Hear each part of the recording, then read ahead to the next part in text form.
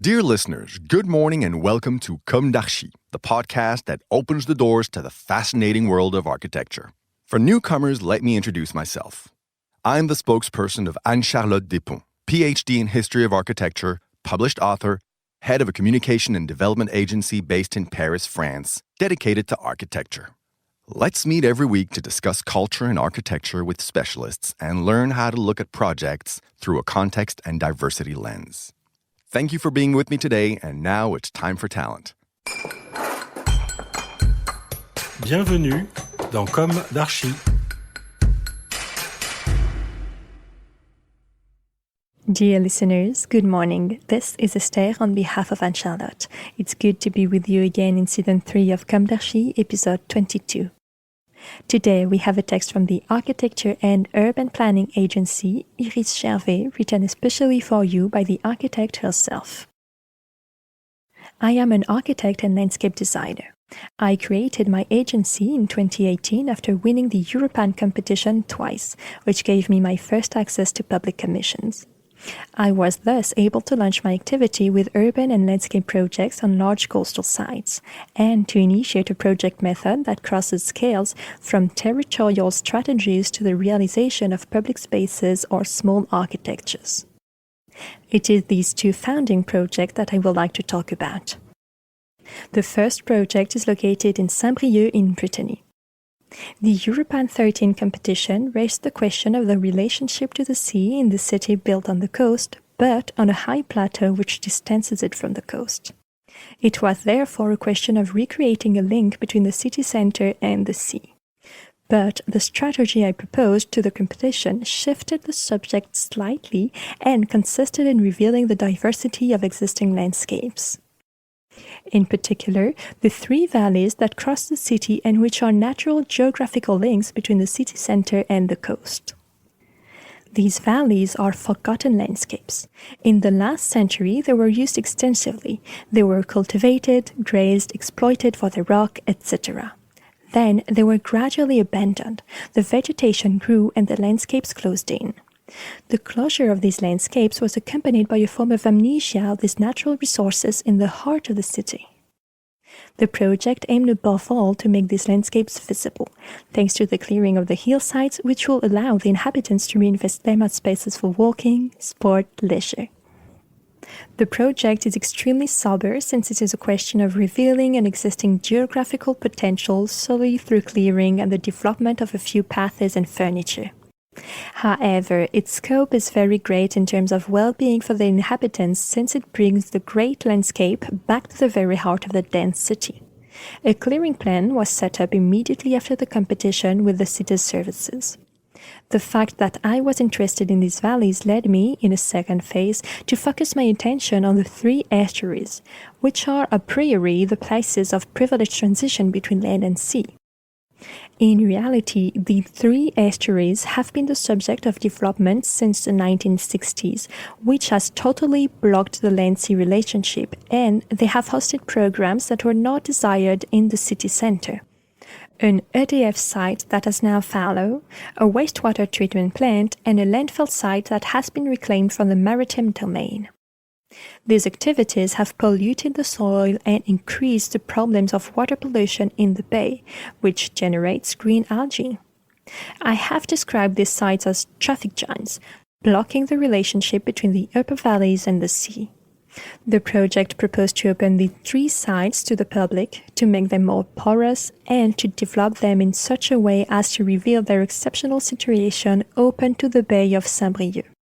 The Europan competition revealed the major environmental issues raised by these sites.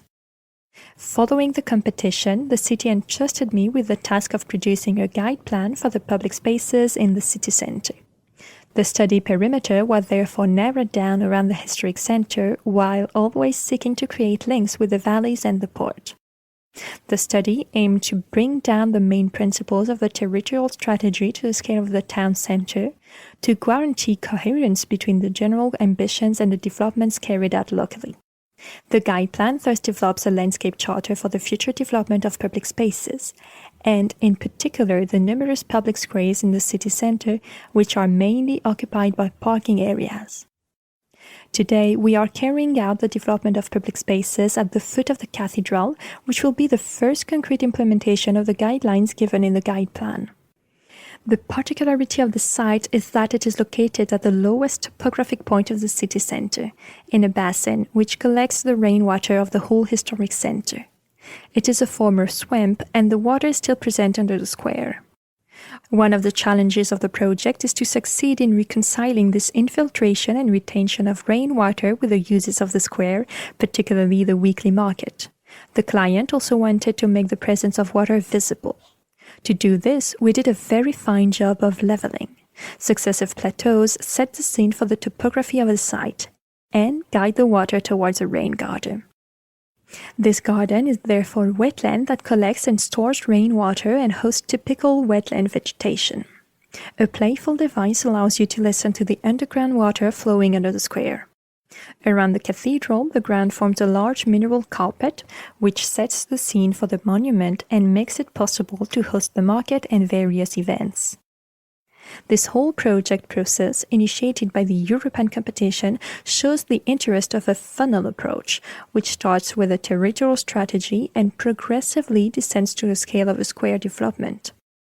This has made it possible to carry out a development that is fully integrated into the identity of the territory and to initiate an exemplary ecological approach for the future development of public spaces.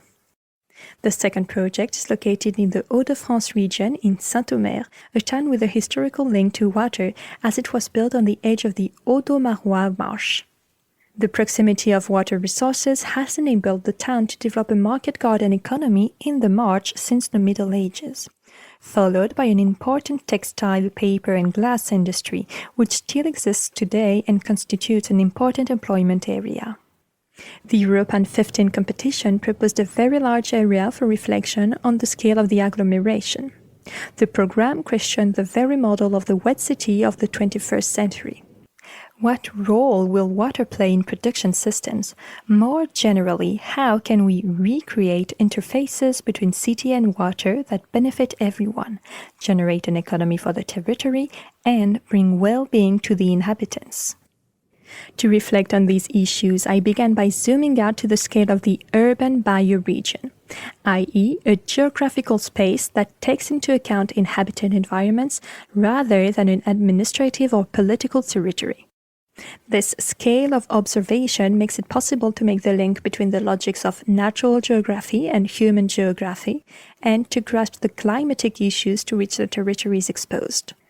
The marsh is located on a boulder, i.e., land that has been progressively drained by man by building a vast network of canals down to the sea. This ingenious system is now undermined by rising water levels. The marsh is at risk of flooding, and progressive salinization is transforming the natural environment. The project proposes the creation of two large park systems, one to the north of the city at the interface between the city and the marsh, the other to the south of the city at the interface between the city and the hillsides. The first has been described as a hydroproductive park as it is a wetland park built around the canal which can be used as a flood expansion zone.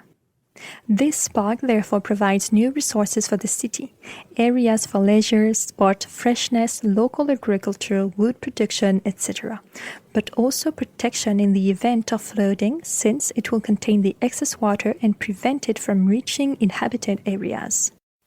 The second system of parks is developed along the Boulevard Vauban on the former fortifications of Saint-Omer. It crosses different districts: the city center and its public garden, then a sports ground and a very enclosed social housing district. The role of the park system here is above all social. It is a question of recreating links between neighborhoods and between people, thanks to a network of public spaces and gardens. This park is an inhabited park which welcomes new constructions. It allows for the requalification of neglected spaces and the construction of new housing without further urban sprawl. The two park systems developed in the project therefore prefigure climatic mutations.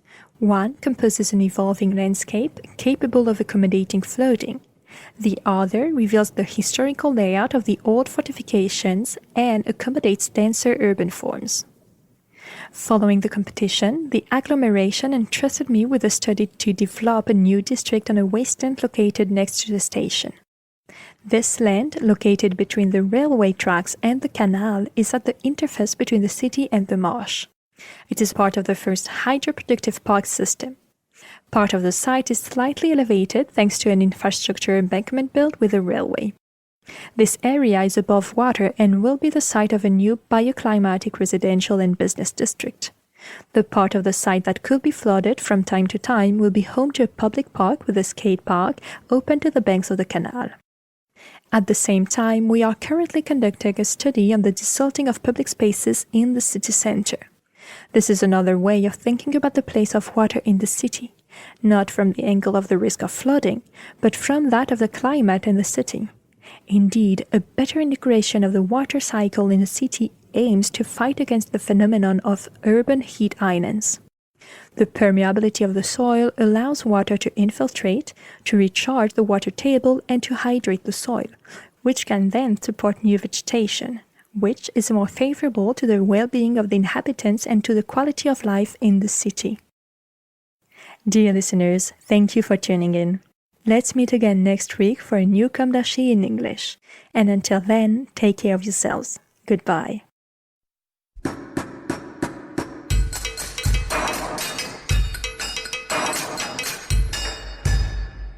Thank you for listening. Don't forget to tune in to our previous content on Instagram at Comme d'Archi Podcast. If you like it, make sure to promote the podcast by giving it 5 stars on Apple Podcast and adding a comment, or on any of your favorite podcast platforms. And don't forget to subscribe and listen to all of our episodes for free. See you soon, and until then, take care of yourself.